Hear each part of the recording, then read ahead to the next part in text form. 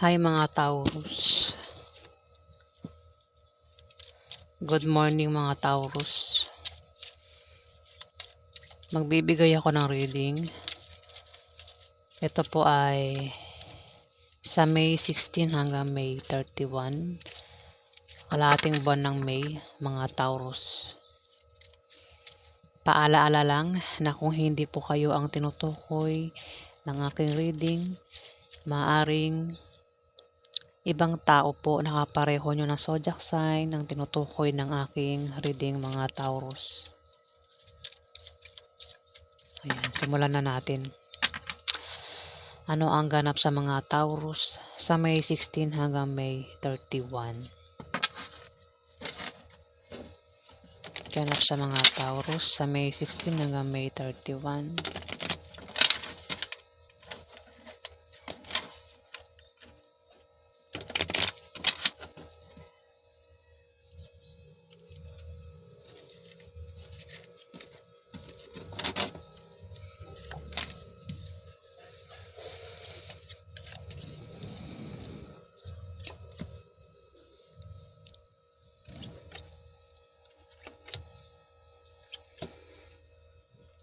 Taurus, kung ikaw ay magka-problema sa love life at sa pamilya mo, o kung meron kang gulong kakasangkutan sa kalating buwan ng May, Taurus,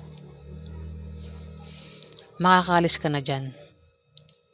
Masosolve na ang problema mo, Taurus. Mag-ingat ka din sa aksidente na pwedeng mangyari sa iyo sa kalating buwan ng May, Taurus. Mari kang malasin na. Kung meron ka namang negosyo at balak mong baguhin ang takbo ng negosyo mo, Taurus, hindi magiging maganda ang resulta ng gagawin mong pagbabago. Kaya wag mo nang baguhin. Ayan, babala itong card. Misfortune. Kamalasan yan, Taurus. Mamalasin ka nga. Ayan, sa kalating buwan ng May, dahil may tao dito ang bibigo sa'yo at sasaktan ka niya, Taurus. Mukhang sa pag-ibig ito. May taong may pabago-bago ng feelings sa'yo. Maring mahal ka niya ngayon, pero kapag may kasama siyang iba o nakakita siya ng iba, ayan, agad ka niya nakakalimutan, Taurus. Dito, maring ikaw ito, isa kang batang Taurus o maaring mayroon ditong kabataan na Taurus, Virgo o Capricorn, babae o lalaki, ang gender. Maring siya ay, maring ikaw ito, isa kang kabataan na Taurus. Kasi meron din ditong may edad na babae. Pwedeng ito ay Taurus o maring ito ay Capricorn o Virgo, babae. May tao dito ang maring ma-depress at maging negative ang pananaw niya sa buhay sa kalating buwan ng May, Taurus. Pwedeng ikaw ang tinutukoy ko o maring isang Taurus, Virgo o Capricorn na may edad sa'yo. Maring ito ay nanay mo, ante mo, ate mo, boss mong babae, o kung sino pa ito, Taurus.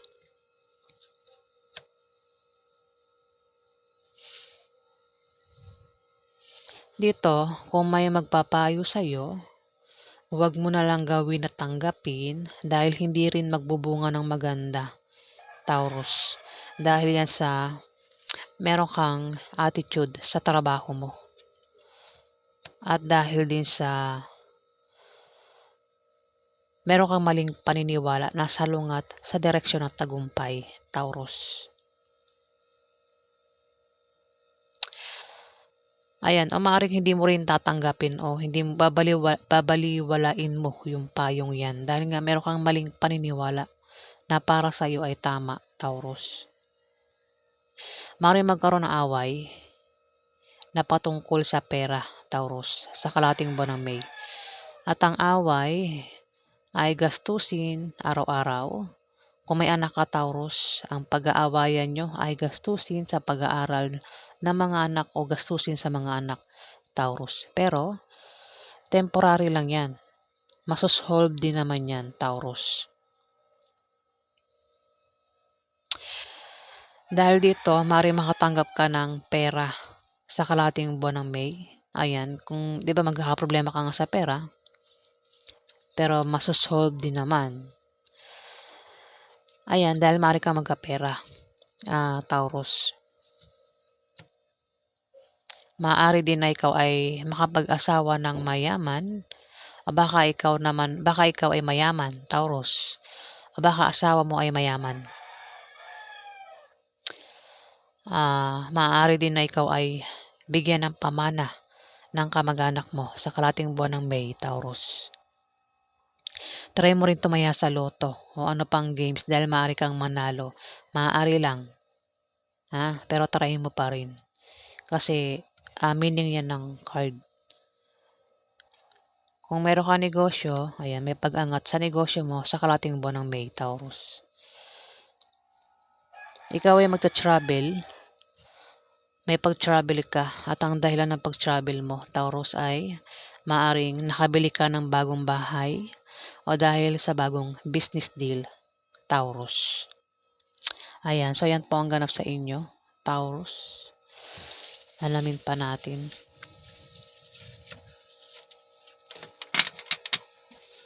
Ano pa ang ganap sa mga Taurus sa May 16 hanggang May 31?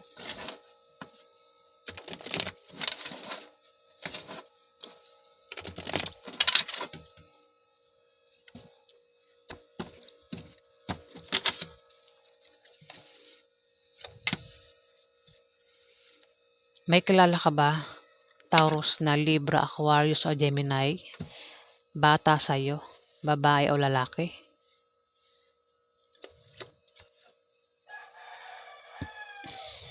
Siya ay magta-travel sa kalahating buwan ng May at ang dahilan ng pag-travel niya ay maaaring ito ay mag-apply ng trabaho. Ayan, maaaring ang Libra, Aquarius o Gemini na ito ay maaaring may trabaho o walang trabaho at siya ay mag-a-apply ng trabaho sa kalahating buwan ng May. Sa May 16 hanggang May 31, Taurus.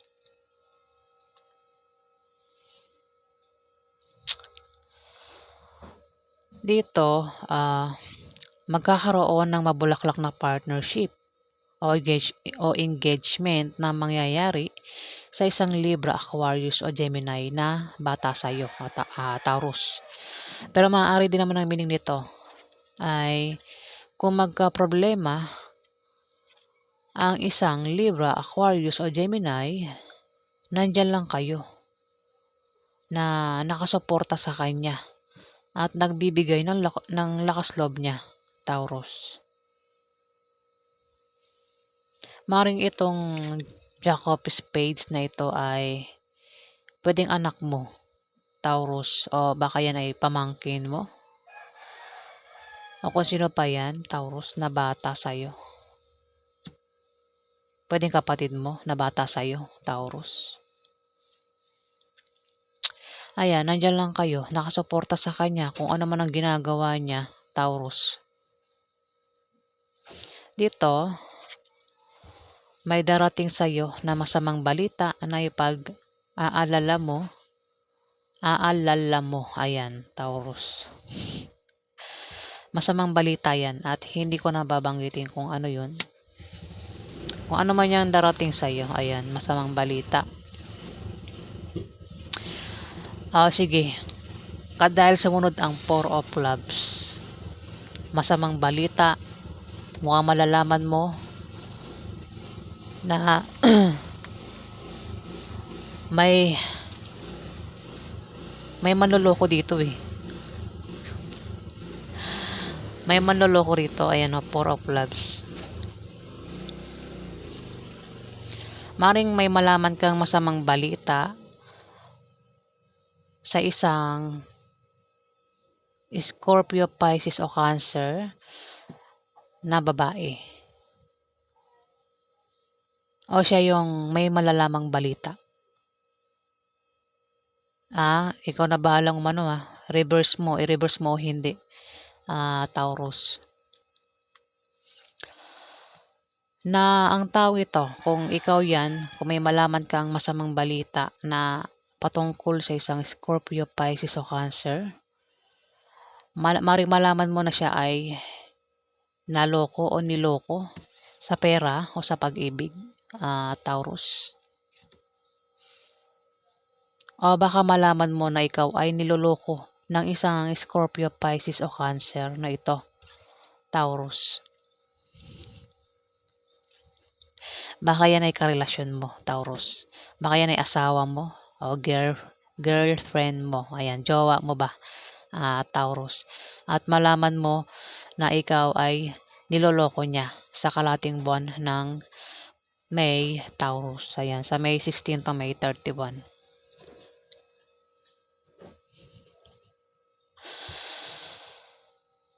Dito, meron ka bang kapartner o itong Libra Aquarius na bata sa'yo ay maaaring may kapartner o baka siya ay kapartner mo sa negosyo o sa trabaho, Taurus. Ayan.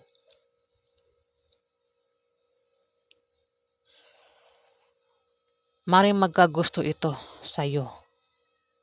Itong Libra, Aquarius o Gemini, nakapartner mo sa negosyo o kasama mo yan sa negosyo o sa trabaho mo, Taurus, babae o lalaki, ang gender, na maring magkagusto sa'yo, Taurus, at magkakaproblema kayong dalawa sa kalating buwan ng May, Taurus. Maring sa trabaho. Ayan, kasama mo sa trabaho mo o kasama mo yan sa pag-apply mo sa trabaho, Taurus. O maring, ayan,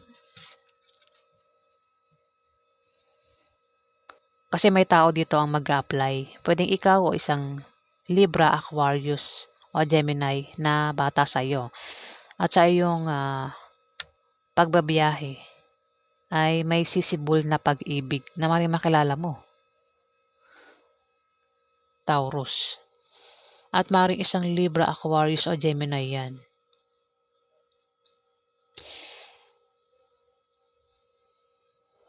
Kasama mo yan. Kasama mo, kapartner mo. Ayan, Taurus. At dito, may hadlang. Hahadlangan ka, Taurus, ng isang Scorpio, Pisces o Cancer sa kalating buwan ng May. Ayan, 2 of clubs. Hahadlangan ka niya. Pwede ang taong ito ay maaari din na magkalat ng chismis o malisyosong chismis, Taurus. Maaari siraan ka niyan.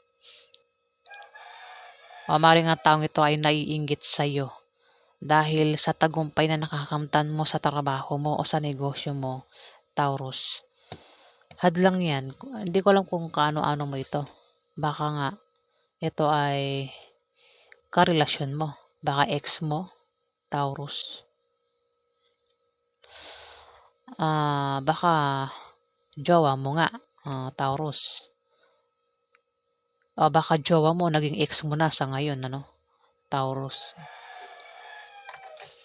Hadlangan ka niya sa mga gusto mong gawin sa kalating buwan ng May. Alamin natin ang outcome sa mga Taurus. Ano ang outcome sa mga Taurus sa May 16 hanggang May 31?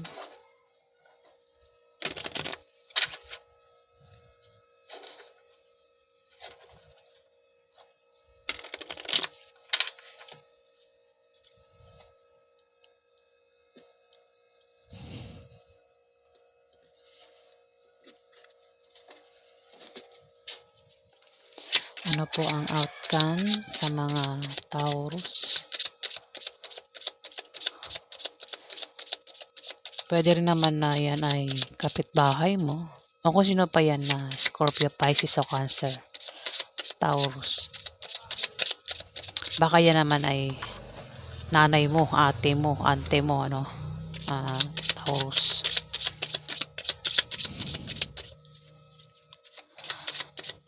Ano po ang outcome sa mga Taurus sa May 16 to May 31? Ano po ang outcome?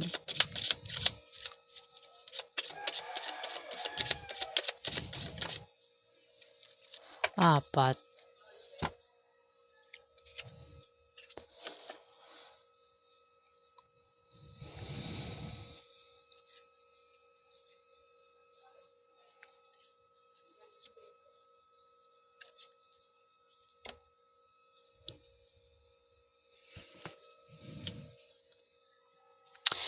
Taurus, may pagbabagong mangyayari sa iyo sa kalating buwan ng May. Maaaring makaisip ka ng pagkakitaan na nalalago, Taurus.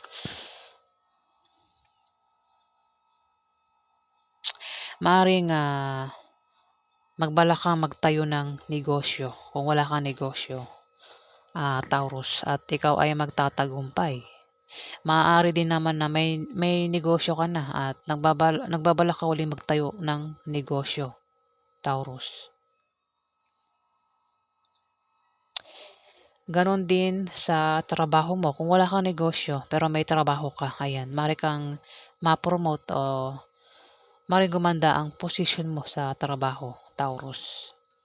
Dito, kung magka-problema ka, Taurus, sa kalating buwan ng May, may tutulong sa'yo. May magtatanggol sa'yo. Maaari siya ay isang Aries, Leo o Sagittarius na babae at isang Scorpio, Pisces o Cancer na bata sa'yo. Lalaki o babae ang gender, Taurus. Ayan kung magka-problema ka sa trabaho mo o sa negosyo mo o kung saan pa yan, may tutulong sa'yo at magtatanggol sa'yo. Dalawa ito. Aries, Leo, Sagittarius at isang Scorpio, Pisces o Cancer, babae o lalaki, bata sa'yo, Taurus.